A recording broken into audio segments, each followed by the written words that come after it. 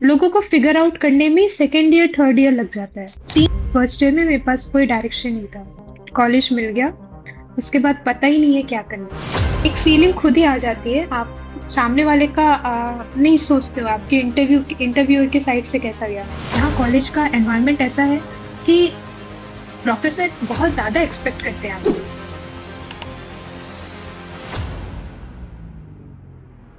तो मैम हम अब स्टार्ट करते हैं आपकी इसरो की जर्नी।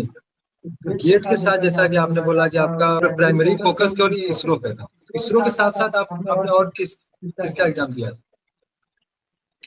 देखिए, जब गेट की तैयारी करते हैं आप, तो आपको पता होता है कि आप बाय डिफॉल्ट सारे एग्जाम्स की तैयारी कर रहे हैं, सारे पीएससीज की।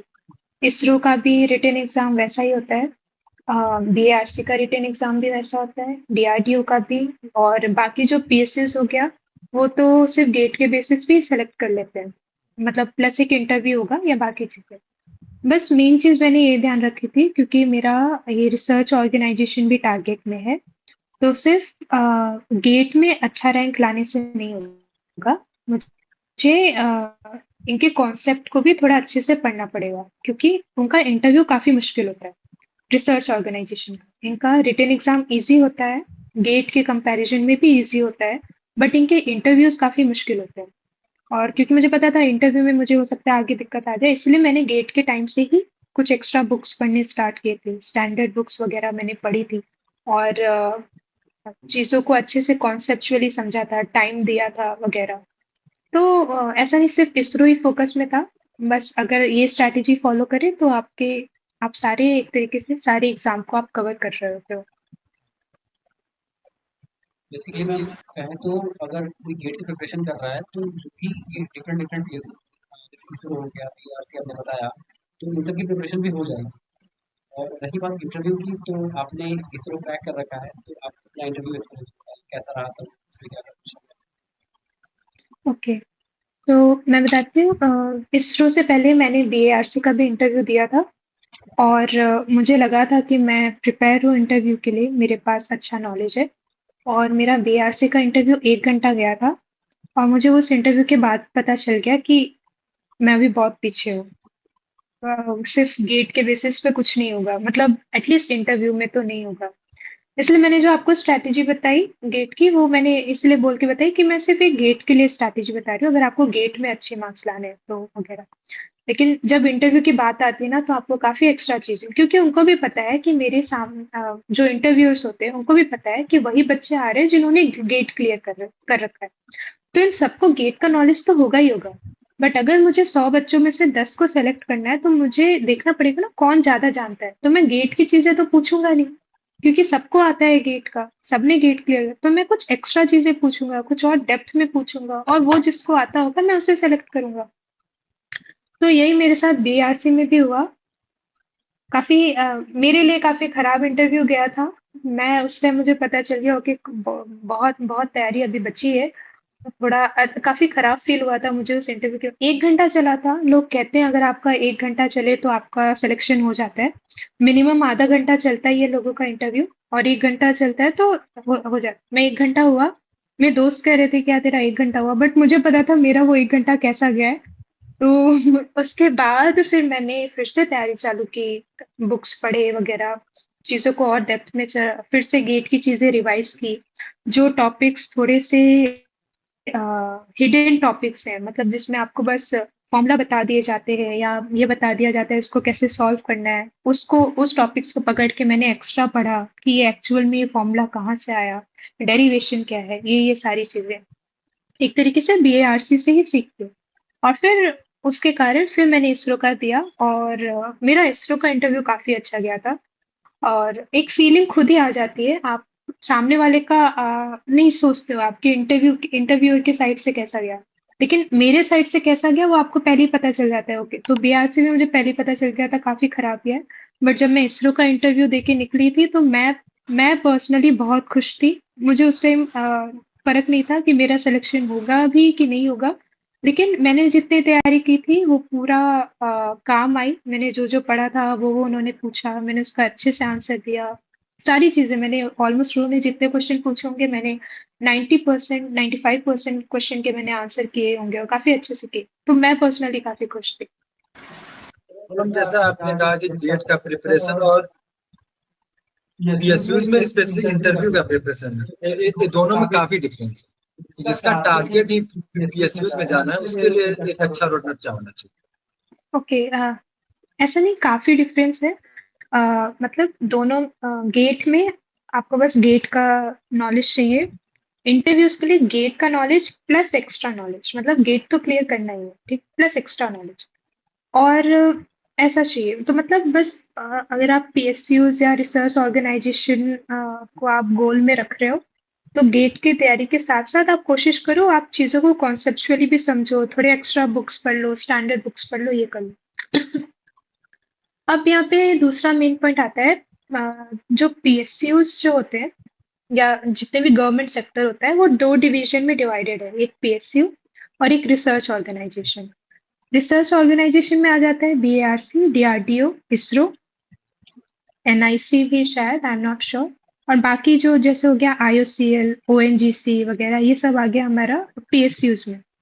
इन दोनों में डिफरेंस क्या है? तो पीएसयूज में जनरली क्या होता है, गेट के बेसिस पे आपका सिलेक्शन हो जाता है। उसके बाद उनका जीडी राउंड होता है, ग्रुप डिस्कशन, जिसमें वो आपकी कम्युनिकेशन स्किल चेक कर रहे होते हैं। देन उसके बाद आपका पर्सनल इंटरव्यू होता है, जो प्योरली टेक्निकल नहीं होता है। वो आपका बैकग्राउंड पूछते हैं, आपका लाइफ का पूछते हैं, लाइफ में मतलब कहाँ से पढ़ाई की, कहाँ, वो भी ऑलमोस्ट आपका कम्युनिकेशन चेक कर रहे होते हैं या एक्स्ट्रा नॉलेज चेक कर रहे होते हैं, बट वो प्योरली टेक्निकल नहीं होता है। तो पीएसयू का जनरली इस तरीके से होता है। रिसर्च ऑर्गेनाइजेशन में क्या होता है, आपका रिटन एग्जाम होगा, जो गेट गेट जैसा होगा या गेट से इजी ही होगा, गेट से हार्ड तो नहीं होता है। रिटन एग्जाम होगा, और अगर रिटन एग्जाम नहीं हुआ तो गेट के बेसिस पे सिलेक्शन होगा। एंड देन उसके बाद उनका एक ही इंटरव्यू होता है, और वो प्योरली टेक्निकल होता है, पूरा कॉन्सेप्चुअली टेक्निकल है। उसमें वो आपका कम्युनिकेशन स्किल ये सब चेक नहीं कर रहे होते हैं, वो सिर्फ और सिर्फ आपका नॉलेज चेक कर रहे होते हैं, आपका टेक्निकल नॉलेज चेक कर रहे होते हैं कि आपने जो भी पढ़ा है उसको कॉन्सेप्चुअली आपने कितना समझा है, या फिर आपने अभी तक आपके पास जो भी वर्क एक्सपीरियंस है, उस वर्क एक्सपीरियंस से आपने टेक्निकली क्या-क्या सीखा है। ये दोनों में काफ़ी मेन डिफरेंस है, पीएसयूज़ में और रिसर्च ऑर्गेनाइजेशन में। तो मैम रिसर्च ऑर्गेनाइजेशन का इंटरव्यू इन शॉर्ट थोड़ा-सा टफ हो जाता है। मैम जैसा आपने बताया कि पीएसयू वाला सेक्शन है इसमें, तो एक सीएस का अगर कोई स्टूडेंट है एंड गेट का एग्जाम क्लियर करता है तो उसका क्या अपॉर्चुनिटी है पीएसयू में, मतलब कितना स्कोप है एक सीएस स्टूडेंट का पीएसयू, कौन से पोस्ट के अगर लिए? उसने गेट सीएस की ओके, अगर उसने गेट सीएस क्लियर कर रखा है और उसकी रैंकिंग अगर, देखिए, एक तो ना बहुत डिफरेंस आता है हर साल, ईयर टू ईयर। जैसे मेरे टाइम वो 300 रैंकिंग तक के बच्चों को ले रही थी। आईयूसीएल की मैं बात कर रही हूँ। Direct hiring 300? हाँ, मतलब गेट के बेसिस पे वो सेलेक्ट करती है ना बच्चों को, एंड देन उनके बाद उनका जीडी राउंड होता है और पर्सनल इंटरव्यू वगैरह होता है। तो गेट के बेसिस पे उन्होंने टॉप 300 स्टूडेंट्स को सेलेक्ट कर रखा था मेरे टाइम पे। मैंने फॉर्म नहीं फिल किया था क्योंकि मुझे नहीं जाना था पीएसयू वगैरह में। मेरा सॉर्टेड था या तो रिसर्च ऑर्गेनाइजेशन या तो एमटेक। तो मैंने फॉर्म नहीं फिल किया था। लेकिन इस ईयर क्या हुआ, उन्होंने टॉप 100 स्टूडेंट्स को लिया, सिर्फ टॉप 100। तो ईयर टू ईयर काफी डिफरेंस आ जाता है इनका सिलेक्शन क्राइटेरिया में, स्क्रीनिंग क्राइटेरिया में। वो डिपेंड करता है कि उस ईयर उस पीएसयूज के पास कितनी सीट्स हैं बच्चों को हायर करने के लिए। तो इसका कोई ऐसा सेफ साइड में नहीं कहूंगी कि आप इतना रैंक ला लीजिए तो आपका श्योरिटी हो जाएगा कि आप स्क्रीन्ड हो जाएंगे। कुछ अगर आपका टॉप अंडर 100 है तो हमेशा श्योर रहिए आप कि आपका हमेशा सिलेक्शन हो जाएगा। बट डिपेंड करता है, कभी कभी 300 भी लेती है, कभी 200 भी लेती है। तो कोशिश हमेशा टॉप 100 का ही बनाइए, तो आप हमेशा सेफ है हर जगह के लिए। ओवरऑल काफी टफ कंपटीशन है डायरेक्टली हायरिंग। और खासकर एक्चुअली इस टाइम से, इस ईयर से या फिर इसके पहले से भी गवर्नमेंट साइड बहुत ज्यादा कंपटीशन हो गया है सीएस का, क्योंकि रिसेशन चल रहा है कॉर्पोरेट में। तो कॉर्पोरेट में भी जॉब्स कम है। प्लस अभी जो चीज़ें रीडिफाइन हुई हैं, सैलरी स्ट्रक्चर गवर्नमेंट एरिया का। उसके कारण लोग गवर्नमेंट साइड और भी ज़्यादा जा रहे हैं। तो कॉम्पिटिशन और बढ़ता ही जा रहा है गवर्नमेंट साइड भी, इसलिए। तो चलिए अब आते हैं आपके जो फिर से सिंपल एमडी के जो आपने 4 साल बिताए उस पर बात है। तो आपने जैसा बोला कि फर्स्ट ईयर में आप एक्स्ट्रा करिकुलर एक्टिविटी में आपका इन्वॉल्वमेंट था, उसके बारे में थोड़ा बताइए, फर्स्ट ईयर में आपने क्या क्या एक्सप्लोर किया।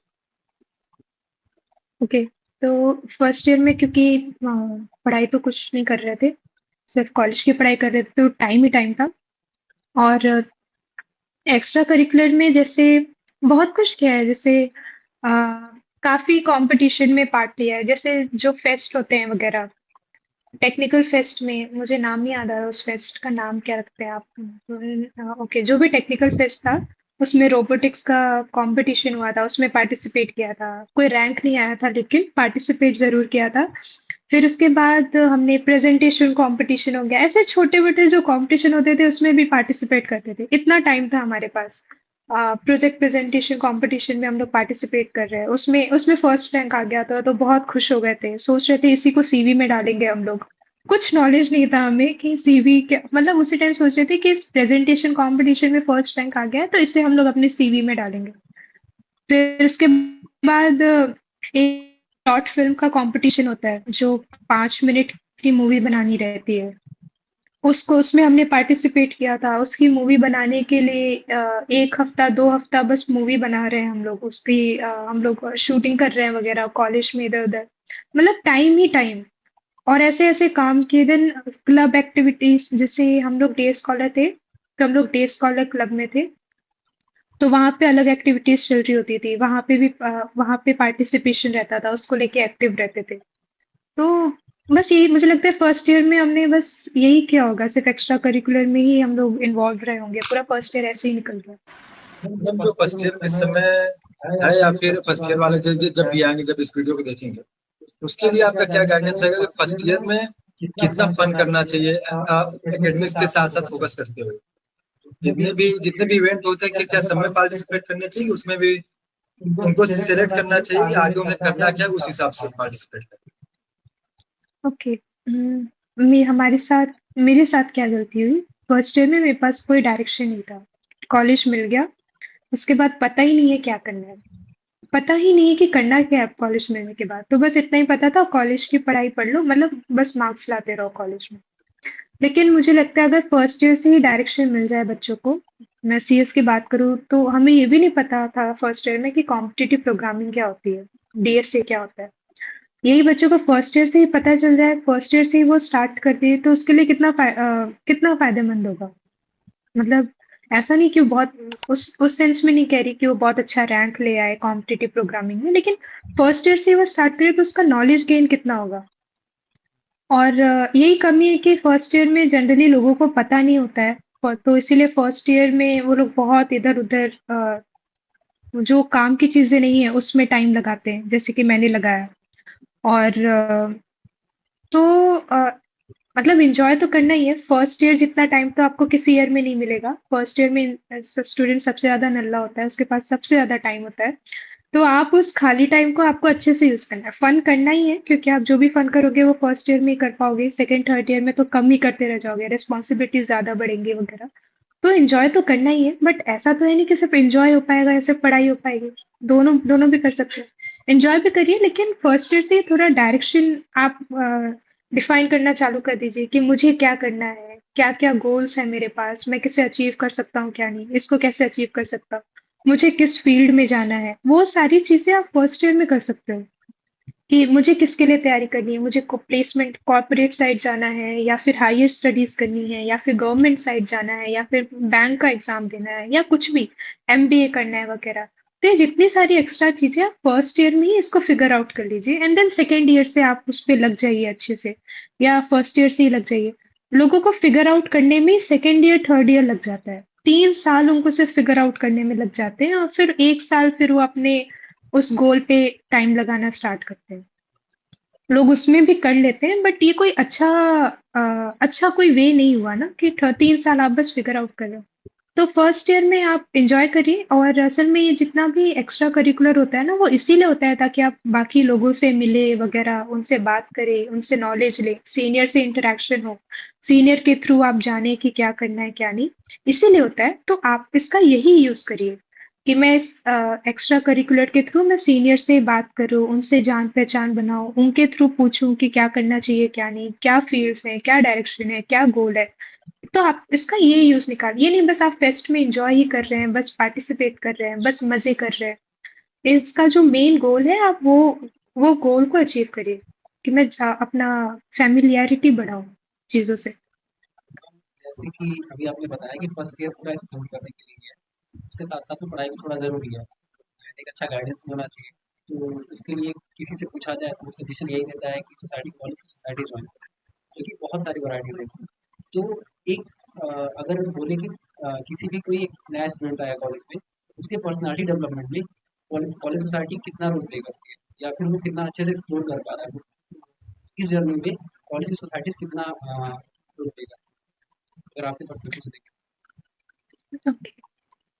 ये तो है कि सोसाइटीज ज्वाइन करने से या क्लब्स ज्वाइन करने से थोड़ा सा जो फियर होता है एक खासकर जो लोग काफी जो लोग इंटरैक्ट इतना अच्छे से नहीं कर पाते, या फिर कम्युनिकेशन प्रॉब्लम जो होती है, या जो भी एक नर्वसनेस होती है वो खत्म हो जाती है। क्योंकि सोसाइटीज में इतनी सारी एक्टिविटीज होती रहती हैं, इतना लोगों से डील करना रहता है, स्टूडेंट से, सीनियर से, जूनियर से वगैरह, काफी चीजें, तो इससे एक नर्वसनेस तो खत्म हो जाती है, इसका फायदा तो होता है। और जब आपकी नर्वसनेस खत्म होती है तो आप आपका एक तरीके से पर्सनालिटी ही डेवलप हो रहा होता है, क्योंकि नर्वसनेस के कारण आपकी एक पर्सनालिटी छुपी रहती है, आप उसको रिप्रेजेंट नहीं कर पाते खुद को या वगैरह, तो ये तो फायदा होता ही है। तो करना चाहिए सबको पार्टिसिपेट क्लब्स में, सोसाइटीज में, लेकिन मैं हर बार ये कहूंगी एक लिमिट के साथ। ये नहीं आप बस पार्टिसिपेट ही कर रहे हो, आप बस फेस्ट में लगे हो, आप बस कॉलेज को डेकोरेट ही कर रहे हो, चीज बस ऑर्गेनाइज करा रहे हो। आप अगर कुछ भी कर रहे हो तो उससे सीखिए कुछ, उसका जो मेन जो चीज, मेन जिस चीज के कारण क्लब्स बनाया गया है, सोसाइटीज बनाया गया है, फेस्ट करवाया जा रहा है, उसका जो मेन मोटो है, आपको वही फायदा होना चाहिए। मेरा नर्वसनेस खत्म हो, लोगों से जान पहचान हो, ये सारी चीज, ये नहीं बस आप काम किए जा रहे हो, बस फन ही हो रहा है और कुछ नहीं हो पा रहा है। तो ये चीजें ध्यान देने वाली बात है। मैम जैसा कि आप भी एसएई के मेंबर, एसएई के बारे में थोड़ा बताइए कि आपने उसको क्यों ज्वाइन किया था और आपने सीखा क्या। ओके। ऐसे ही में मेरा ऐसे ही मैंने ज्वाइन किया था एरो मॉडलिंग क्लब के लिए से, क्योंकि ऐसे ही जो है वो जनरली मैकेनिकल वाले करते हैं, सिर्फ नॉर्मली मैकेनिकल वाले ही करते हैं। सीएस वाले तो बिल्कुल ही नहीं करते, इतना मुझे पता था मेरे टाइम। लेकिन फिर भी मुझे एरो मॉडलिंग में, मुझे ड्रोन्स वगैरह में काफी इंटरेस्ट था, काफी ज्यादा। तो इसीलिए मुझे एरो मॉडलिंग क्लब ज्वाइन करना था, इसीलिए मैंने ऐसे ही ज्वाइन किया। और ऐसे ही ज्वाइन किया, उसका इंटरव्यू वगैरह दिया, तो अ, मेरा दो क्लब में सिलेक्शन हुआ, एरो मॉडलिंग में और डिस्को क्लब में। अभी भी आई होप उसका नाम डिस्को ही होगा, डिस्को ही है ना अभी भी नाम। हाँ ओके। मैम। तो मैंने, मेरा इन दो क्लब में सिलेक्शन हुआ, और जैसे ही सिलेक्शन हुआ उसके बाद तुरंत लॉकडाउन लग गया। तो लॉकडाउन लगने के बाद कोई चीज, अब एरो मॉडलिंग हो गया, उसके लिए तो कॉलेज आना जरूरी है, तब जाके उस क्लब में कुछ होगा या वगैरह होगा। और एरो मॉडलिंग के साथ प्रॉब्लम ये भी थी कि पहले उसमें कुछ, उस क्लब में कुछ काम हुआ नहीं था ड्रोन्स वगैरह का। तो जो भी काम करना था हमारी ईयर से ही काम चालू होना था उसमें, और हमें कुछ नॉलेज ही नहीं कि करना क्या है, कुछ पता ही नहीं हमें, प्लस लॉकडाउन लगा हुआ है। तो वो क्लब एकदम बस बंद पड़ा था, उस क्लब में कुछ नहीं हो रहा था। जो भी काम हो रहा था वो डिस्को में हो रहा था। डिस्को में क्योंकि प्रेजेंटेशन बनाना था, पोस्टर्स बनाने थे, तो वही सब काम हो रहा था। तो एक तरीके से मेरा जो मेन मोटो था ऐसे ही को ज्वाइन करने का, वो फुलफिल तो नहीं हुआ। बट इसको में जो भी थोड़ा बहुत इन्वॉल्वमेंट था वो किया, पर वो भी थर्ड ईयर तक जाके कम करना पड़ा या बंद करना पड़ा, क्योंकि मेरे खुद की पर्सनल चीजें स्टार्ट हो गई थी, खुद की पढ़ाई स्टार्ट हो गई थी, तो और क्लब को टाइम देना पॉसिबल नहीं हो पाया। तो हाँ, मतलब इन शॉर्ट जो मेरा मेन मोटो था वो तो फुलफिल नहीं हो पाया सी ज्वाइन करने का। अ, फिर से मैम आगे आते हैं गेम की जर्नी की बात से कि आपने फिर उसके बाद एमटेक ज्वाइन करा, सॉरी एमटेक के थ्रू आईआईटी दिल्ली ज्वाइन करा, जो कि एक बहुत नाम कॉलेज है। तो आपने वहाँ का भी कल्चर देख लिया होगा और ट्रिपल एम का भी कल्चर देख लिया होगा। तो वहाँ के बच्चों में और यहाँ के बच्चों में जो माइंडसेट गैप है वो कितना ज़्यादा है और किस-किस पर्सपेक्टिव में? के डिफरेंस बहुत ज़्यादा है। मुझे भी पहले लगता था, टू बी वेरी ऑनेस्ट, मुझे पहले लगता था कि एक होता है ना, ब्रांड का नाम बन जाता है तो उसके बाद ऐसा लगता है कि बस अब नाम ही है, इतना भी नहीं होगा, नाम ही नाम है बहुत। मुझे भी लगता था आईआईटी है, ठीक है, ब्रांड एक टैग है, बट इतना भी क्या। बट जब यहाँ आए, एक ही हफ्ते में पता चल गया लेवल का डिफरेंस, बहुत डिफरेंस है, बहुत ज़्यादा।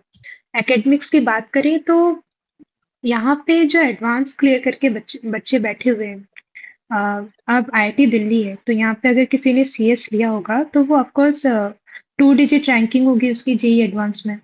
और जेई एडवांस में 2 डिजिट रैंकिंग का मतलब है उसके पास बहुत अच्छा नॉलेज होगा उसके। प्लस उसके बाद वो 4 साल इसी कॉलेज में रहा है, और यहाँ कॉलेज का एनवायरनमेंट ऐसा है कि प्रोफेसर बहुत ज़्यादा एक्सपेक्ट करते हैं आपसे, बहुत ज़्यादा। वो ऐसे-ऐसे असाइनमेंट्स देते हैं, ऐसे प्रोजेक्ट्स देते हैं, इस तरीके से पढ़ाते हैं क्योंकि उनका आपसे एक्सपेक्टेशन बहुत ज़्यादा है। और ये एक्सपेक्टेशन ज़्यादा हो रखा है ये ग्रेजुएट बीटेक वालों से। और क्योंकि प्रोफेसर्स का एक्सपेक्टेशन ज़्यादा है तो वो एक्सपेक्टेशन में हमें भी खड़ा उतरना पड़ता है। और ये सारी चीज़ें 1 हफ्ते में ही हमें पता चल गई थी, क्योंकि 1 हफ्ते में हमारा, जब मैंने ये कॉलेज जॉइन किया था तो आईआईटी दिल्ली में हमारा कुछ वो भी नहीं हुआ। जैसे हमारे ट्रिपल एमयूटी में 1 हफ्ते का इंडक्शन प्रोग्राम चलता है ना, जिससे हम लोगों को बताते हैं कॉलेज में क्या है वगैरह। हमारा जो फर्स्ट डे था, कोई प्रोफेसर ऐसे हमें ग्रीट करने, मतलब हमारा कोई ऐसा इंडक्शन प्रोग्राम नहीं हुआ। एक इंट्रोडक्टरी प्रोग्राम हुआ था जिसमें सारे प्रोफेसर ने अपने आप को इंट्रोड्यूस किया था वगैरह। उसके बाद सीनियर के साथ इंटरेक्शन हुआ था, जो एक तरीके का इंट्रोडक्शन, और उस इंटरेक्शन में उन्होंने हमें एक असाइनमेंट दिया था। मतलब हमारा फर्स्ट डे ही हमें असाइनमेंट मिल गया था एक सब्जेक्ट का। सीनियर्स कॉलेज, हाँ, वो सीनियर असल में टीए होते हैं ना सब्जेक्ट के। जो सब्जेक्ट्स हमने चूज कर रखे हैं फर्स्ट सेमेस्टर में, उसी के टीए होते हैं वो सीनियर। तो उन्होंने हमें फर्स्ट डे ही हमें असाइनमेंट मिल गया था। वो असाइनमेंट भी ऐसा कि समझ नहीं आ रहा है एक्चुअल में करना क्या है। जब स्टार्ट किया असाइनमेंट करना, मतलब मैंने अपने फाइनल ईयर में जो प्रोजेक्ट बनाया होगा बीटेक का, उससे भी हायर लेवल का तो वो एक असाइनमेंट था, जिससे वो जो कि वो एक्सपेक्ट कर रहे थे कि हम बस 2 हफ्तों में कंप्लीट करके दे दें। तो वहीं से आप लेवल, आपको पता चल जाता है कि लेवल का डिफरेंस क्यों है। ऐसा नहीं है कि वो ऐसा प्रिटेंड कर रहे हैं कि नहीं, यहाँ पे बच्चे लोग वैसा परफॉर्म करते हैं, इसीलिए प्रोफेसर्स की एक्सपेक्टेशन उतनी ज्यादा होती है, और फिर वो हमसे भी एक्सपेक्ट करते हैं कि हम भी वैसा काम करेंगे, हम भी वैसा परफॉर्म करेंगे। तो उस एक्सपेक्टेशन पे खड़ा उतरने के लिए बहुत मेहनत लग जाती है। वो 2 हफ्ते हम उस असाइनमेंट को लेके जो परेशान हुए थे रात भर, तो काफ़ी डिफरेंस है एकेडमिक वाइज, तो काफ़ी ज़्यादा डिफरेंस है। देन बाकी कल्चर वाइज करें तो यहाँ पे आप आप आपको किसी भी चीज़ में इंटरेस्ट, कोई भी, आपको टेक्निकल इंटरेस्ट से लेके आप किसी भी आर्ट को लेके, आप अगर आपका इंटरेस्ट हो, किसी भी फील्ड में आपका इंटरेस्ट हो, आपको हर एक चीज़ का एक्सपर्ट एक्सपर्ट आपको इसी कैंपस में मिल जाएगा। हर एक चीज़ के लिए यहाँ पे बहुत अच्छे क्लब्स बन रखे हैं, हर एक चीज़ के लिए यहाँ पे बहुत अच्छा गाइडेंस है, काफ़ी डायरेक्शन है। तो हर सेंस में काफ़ी डिफरेंस है। अब ये डिफरेंस इसलिए भी है क्योंकि मतलब पहले लगता था सिर्फ नाम ही है, टैग ही है, बट वो एक्चुअल में वो जस्टिफाई करता है अपने इस टैग को, अपने इस ब्रांड को। वो यहाँ पे आके पता चलता है। तो मैम जो माइंडसेट गैप होगा बच्चों का वो भी बहुत ज़्यादा ही होगा। जो बिल्कुल, मतलब जब आपके आसपास इतने हाई परफॉर्मेंस वाले लोग हों, तो खुद को, एक होता है ना, खुद भी फिर इंसान वैसा ही परफॉर्म करने लगता है। आसपास के लोग जितना काम कर रहे होंगे, अगर वो 24/7 पढ़ रहे होंगे, तो खुद भी इंसान एटलीस्ट 24 नहीं तो 16 घंटे तो पढ़ेगा ही। देखो ना, एनवायरनमेंट से ही इंसान की पर्सनैलिटी डेवलप होती है। तो यहाँ का एनवायरनमेंट ही ऐसा है कि आप खुद ही उसमें ढल जाते हो, आपकी खुद ही वैसी पर्सनैलिटी बन जाती है, आप भी वैसा ही काम करने लगते हो। तो माइंडसेट भी वैसे ही आपका डेवलप हो जाता है। तो मैम जैसा कि आपने बताया कि माइंडसेट डिफरेंस काफी ज्यादा है, बट जब आप ट्रिपल एमयूटी में थी, तो जैसे कि आप ट्रिपल एमयूटी को अगर बोले कि कुछ इम्प्रूवमेंट की जरूरत है, अगर आप जो फैसिलिटीज हमें आईटी दिल्ली में एटलीस्ट बेसिक तो यहाँ पे होनी चाहिए, उसके बारे में थोड़ा सा हाईलाइट कीजिए कि ट्रिपल एमएलटी में भी कौन सा इम्प्रूवमेंट की जरूरत ये पहली है। चीज बेसिक जो कि अगर स्टूडेंट चाहे तो अपने एंड से भी उसको इम्प्रूव कर सकते अ, पहली चीज तो ये है कि हमारे जो प्रोफेसर थे सीएस के, कुछ ऑलमोस्ट सारे ही प्रोफेसर्स काफी हेल्पफुल थे, काफी उन्होंने मदद की है। और वो जिस पैशन के साथ पढ़ाते थे, मेरे जो ओएस के प्रोफेसर रह चुके हैं या कंप्यूटर ग्राफिक्स के रह चुके हैं, जिस पैशन के साथ वो पढ़ाते थे तो लगता था कि ओके, मतलब हमें एटलीस्ट ये इतने पैशन के साथ पढ़ा रहे हैं तो हमें भी उसी तरीके से रिएक्ट करना चाहिए, हमें भी उतने अच्छे से पढ़ना चाहिए। तो प्रोफेसर्स काफी हेल्पफुल है। ऐसा नहीं कि आपको परेशान करेंगे कि नहीं ये काम करो, ये ऐसा, ये वाला काम, ये सबमिट करो, वो सबमिट करो, जब भी उन्हें भी पता है कि ये सारी चीजें किसी काम की नहीं है। ये असाइनमेंट सबमिट करवाना, ये कर, उन्हें भी पता होता है। तो ऐसा नहीं बस फिर भी वो आपसे जबरदस्ती करा रहे हैं। तो वो हम बच्चों को अपना टाइम देते थे ताकि हम अपना काम कर सके, हमारा जो पर्सनल गोल है उसके लिए काम कर सके। तो काफी हेल्पफुल रहे। बट स्टिल अगर इम्प्रूवमेंट की बात की जाए तो मुझे लगता है एक कमी जो है, मैंने जो खुद फेस की, कि फर्स्ट ईयर से ही बच्चों को डायरेक्शन नहीं मिल पाता है। मैंने खुद फेस की क्योंकि मेरा फर्स्ट ईयर खुद मैंने बहुत वेस्ट किया है। मुझे खुद फिगर आउट करने में 1-2 साल लग गए, लॉकडाउन तक टाइम लग गया, लॉकडाउन के बाद लगा कि अच्छा ये नहीं, मुझे ये करना है। और ये कमी मुझे लगता है बहुत सारे स्टूडेंट्स के साथ आती है, मेरे खुद फ्रेंड्स के साथ, उनको खुद नहीं पता था कि क्या करना है क्या नहीं। तो मैं ये चाहूंगी कि कॉलेज से शुरू में देखा जो इंडक्शन प्रोग्राम कराते हैं, अगर उसमें से कुछ डेज निकाल के वो एक थोड़ा डायरेक्शन देने का प्रोग्राम करा दें। डायरेक्शन देने का मतलब ये नहीं, क्योंकि ये एट द एंड कहीं ना कहीं रिस्पॉन्सिबिलिटी थोड़ी प्रोफेसर अगर ले ले अपने अपने ऊपर तो ये काफी बेटर होगा। और डायरेक्शन देने से मतलब ये है कि अगर वो सीएस के प्रोफेसर हैं तो वो ये बता सकते हैं कि तुम सीएस के स्टूडेंट्स हो, तुम्हारे पास ये फील्ड्स है, तुम इधर प्लेसमेंट में जा सकते हो, प्लेसमेंट में जाने के लिए तुम्हें डीएसए करना चाहिए, कोडिंग क्वेश्चन करने चाहिए, इंटर्नशिप तुम थर्ड ईयर से ट्राई कर दो, ये बता।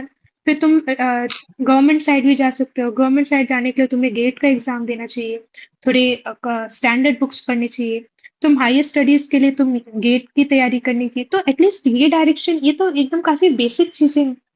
अब यही बेसिक चीजें अगर बच्चों को थर्ड ईयर में जाके पता लग रही हो तो फिर मीनिंग नहीं है उस चीज का, इतनी पढ़ाई का 2 साल का। तो ये तो इतनी बेसिक बेसिक चीजें हैं, ये प्रोफेसर अगर ये रिस्पॉन्सिबिलिटी खुद ले ले और शुरू में ही फर्स्ट ईयर के स्टार्टिंग में ही बच्चों को बता दे, तो एटलीस्ट बच्चों को ये तो क्लियर होगा कि उसे उसके पास क्या क्या ऑप्शन है। ऐसा तो है नहीं कि कोई बच्चा करना नहीं चाहता है, वो यहाँ पे टाइम वेस्ट करने के लिए आया है, ऐसा तो है नहीं। प्रॉब्लम ये है कि बच्चों को पता ही नहीं है कि उसे क्या करना है, इसीलिए वो नहीं कर पाते हैं। अगर उन्हें पता होगा तब तो वो करेंगे। उन्हें पता होगा कि मुझे अगर प्लेसमेंट चाहिए, मुझे कोडिंग क्वेश्चन करनी है, एटलीस्ट वो एक क्वेश्चन तो सॉल्व करेगा, फर्स्ट ईयर में स्टार्टिंग तो करेगा। तो यही दिक्कत है, ऐसा नहीं बच्चे टाइम वेस्ट करने के लिए आते हैं या उनका मन नहीं होता करने का। प्रॉब्लम ये उन्हें पता ही नहीं होता है।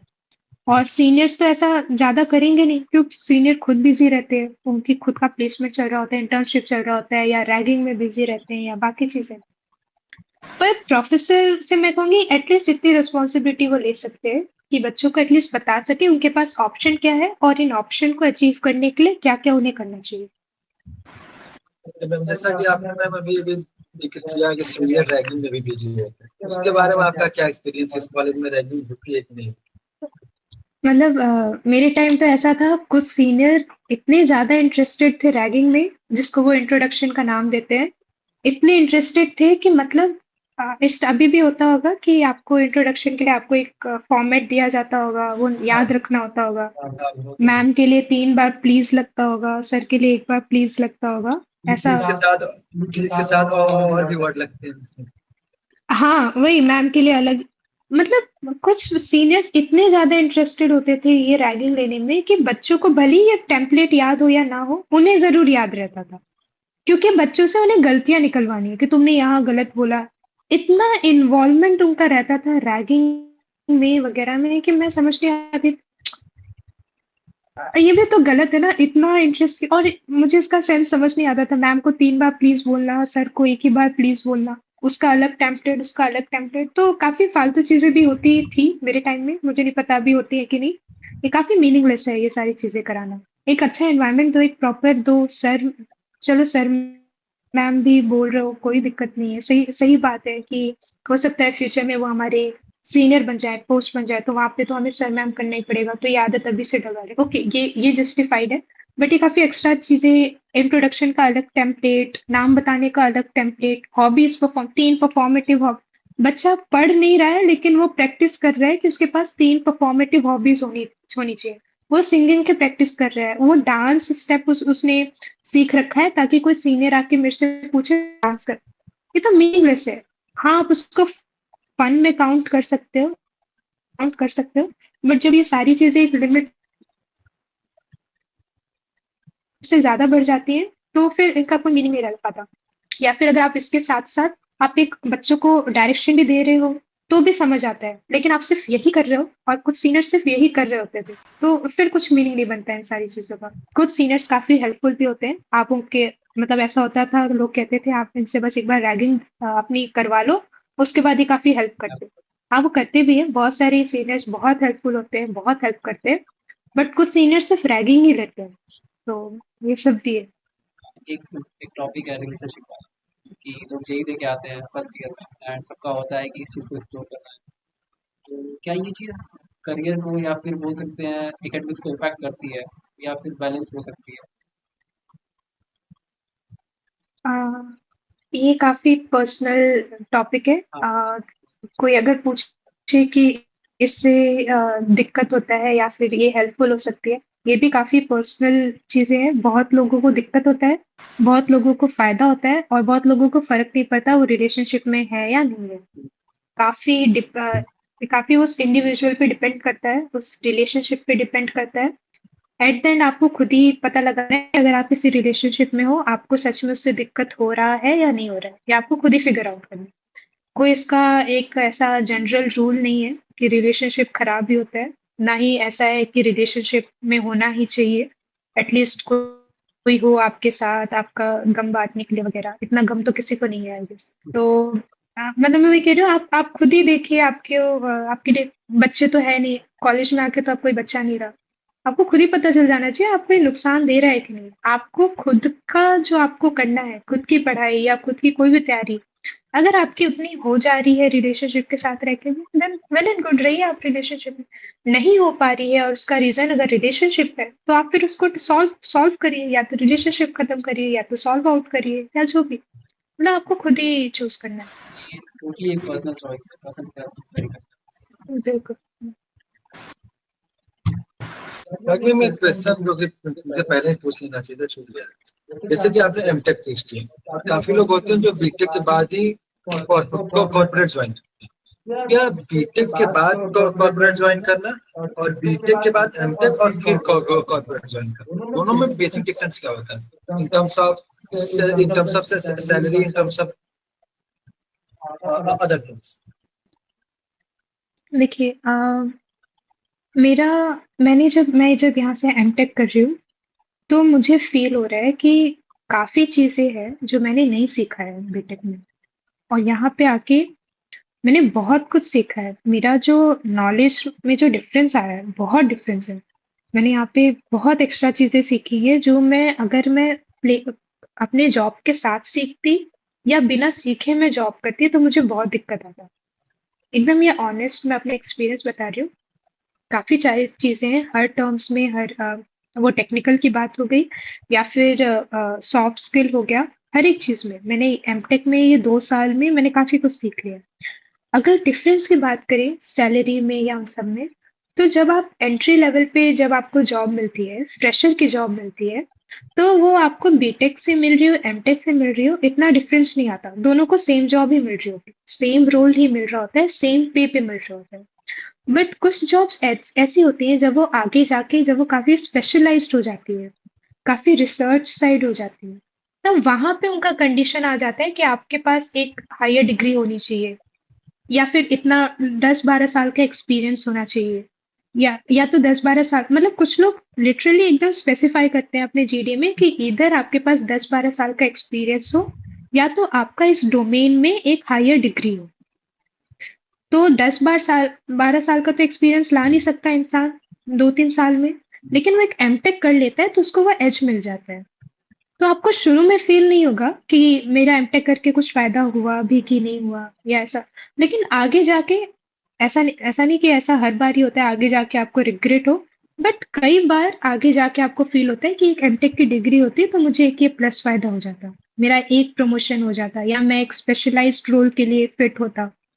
क्योंकि मेरे साथ खुद मेरे बैच में कई सारे लोग 4-5 साल का एक्सपीरियंस करके आए हैं और बहुत अच्छी-अच्छी जॉब छोड़ के आए हैं लोग, यहाँ आईआईटी दिल्ली से एमटेक करने के लिए।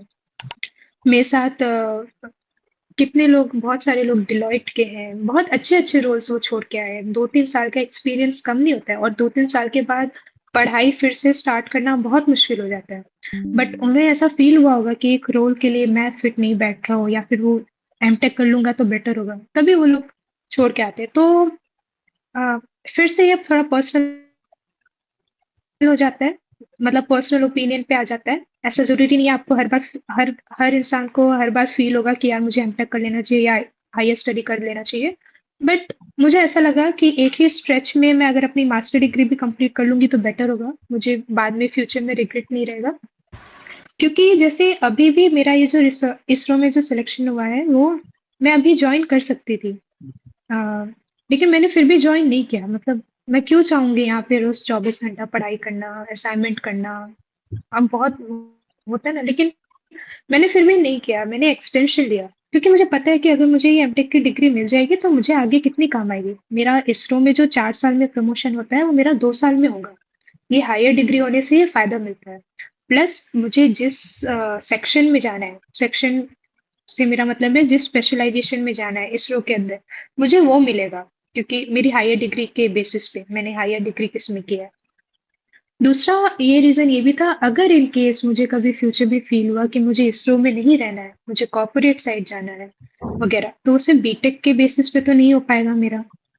तो मेरे पास एक हायर डिग्री रहेगी तो वो भी मुझे फायदा होगा। तो काफी फायदे होते हैं एक हायर डिग्री के और इन्हीं सारी रीजन के कारण मैं ये एमटेक करती रही हूँ। जैसा अभी आपने बोला कि इन फ्यूचर हो सकता है कि आपका कॉर्पोरेट में स्विच करने का ऐसा मन हो। तो क्या ये मतलब ऐसा ठीक रहेगा क्योंकि इतने टाइम तक आपने गवर्नमेंट साइड का सोचा, 2 साल एमटेक के बाद फिर आप 1-2 साल उसमें इसरो में रहने के बाद सोचे कि फिर स्विच करें कॉर्पोरेट में। तो क्या एक ये चीज़ सही होगी देखिए क्योंकि क्योंकि जैसे स्टार्टिंग में ही आपने बताया कि आपका कोडिंग में जैसे मन नहीं लग रहा था, that's why you switch to government side, sorry research side. तो फिर आप उसके बाद जाके आपने ऐसा अरे मैं वही कह रही हूँ ना, हमें हर पॉसिबिलिटी के लिए रेडी रहना चाहिए। मतलब आ, हो सकता है मेरा मन ना लगे, ऐसा नहीं, मैंने अभी तक इसरो ज्वाइन भी नहीं किया है, मुझे नहीं पता वहाँ का वर्क कल्चर कैसा है, क्या मैं जैसा इमेजिन कर रही हूँ जैसा लोग इमेजिन करते हैं वैसा होगा भी कि नहीं होगा। लेकिन मुझे तो रेडी रहना है ना, हो सकता है क्योंकि मैंने बहुत लोगों से बात की है इसरो का काम कैसा है। बहुत लोगों ने बोला है कि अच्छा है, मतलब काफी सुकून है, या फिर आपको अच्छा सेक्शन मिल गया तो काफी अच्छी लाइफ है, आप जैसा सोच रहे हो वैसा है। लेकिन प्लस बहुत लोगों ने ये भी बोला है कि आप अगर कॉर्पोरेट ही कर लो वगैरह।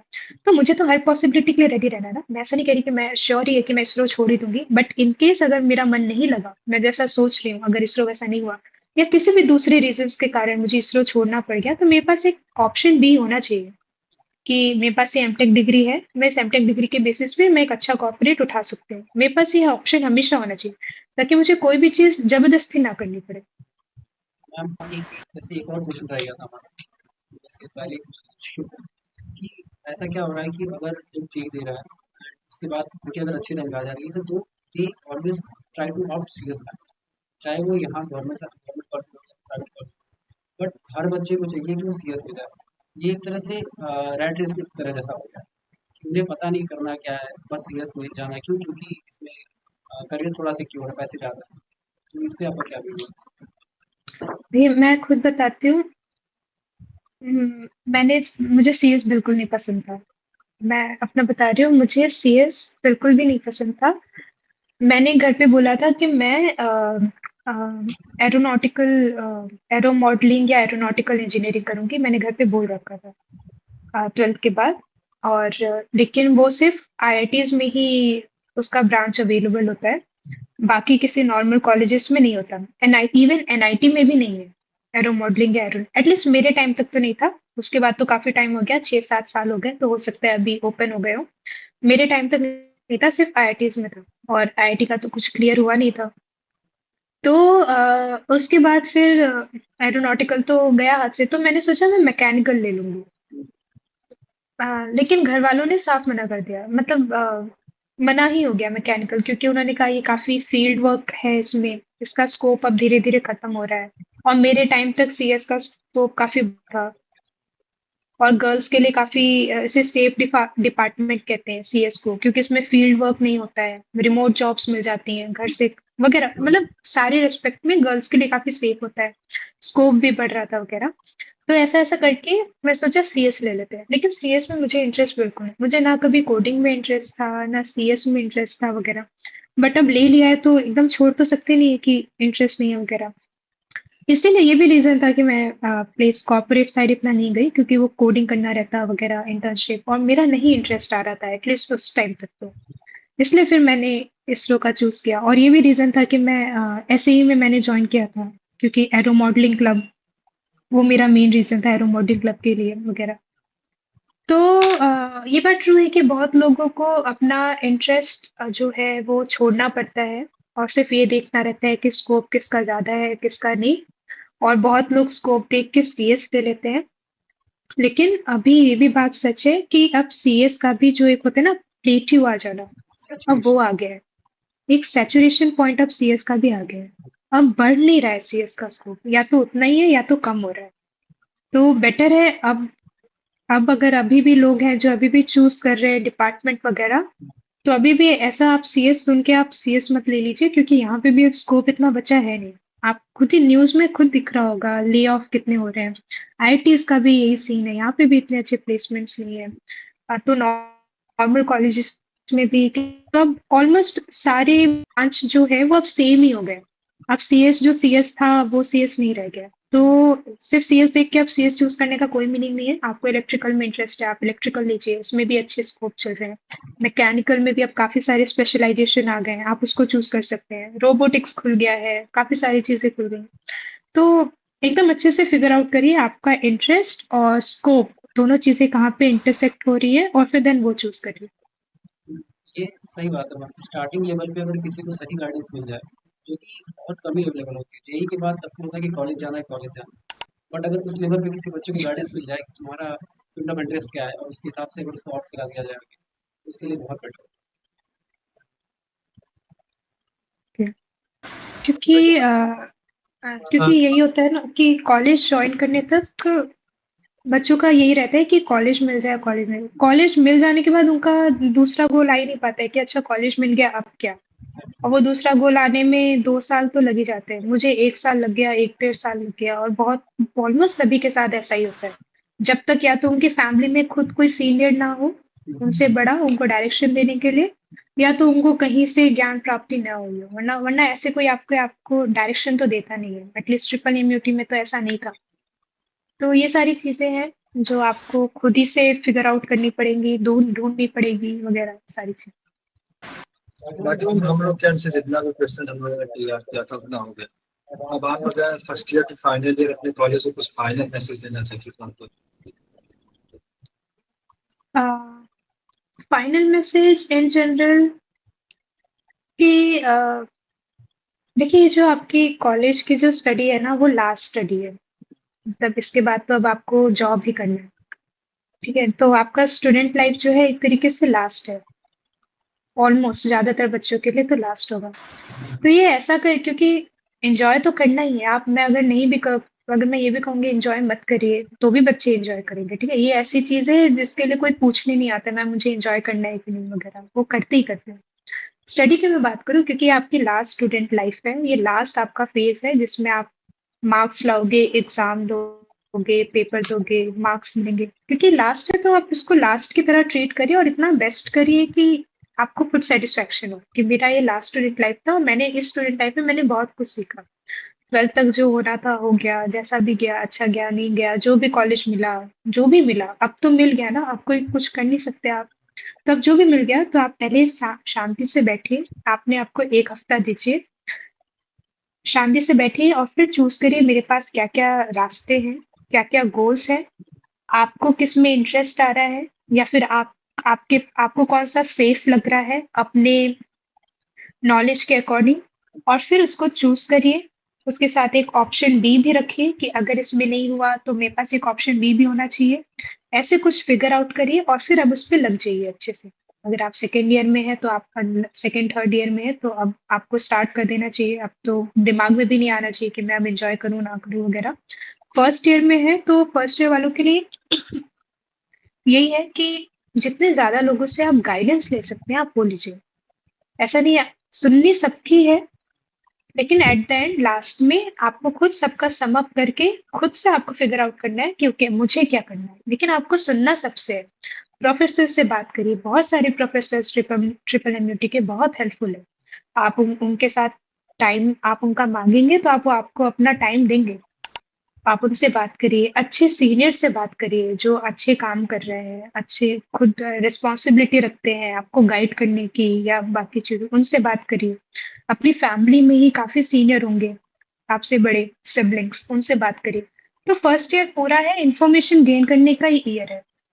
वो तो फर्स्ट ईयर वाले अगर स्टूडेंट्स हैं तो मैं उनसे ये कहूंगी इंटरेक्ट करिए, फेस्ट में पार्टिसिपेट करिए, लेकिन उसका जो मेन गोल है सबसे इंटरेक्ट करना, सबसे नॉलेज लेना, वो उसको फुलफिल करिए फिर। थैंक यू सो मच जो आपने इस पॉडकास्ट के लिए अपना समय दिया। एंड आई होप जो भी देखेगा उससे कुछ ना कुछ सीखेगा।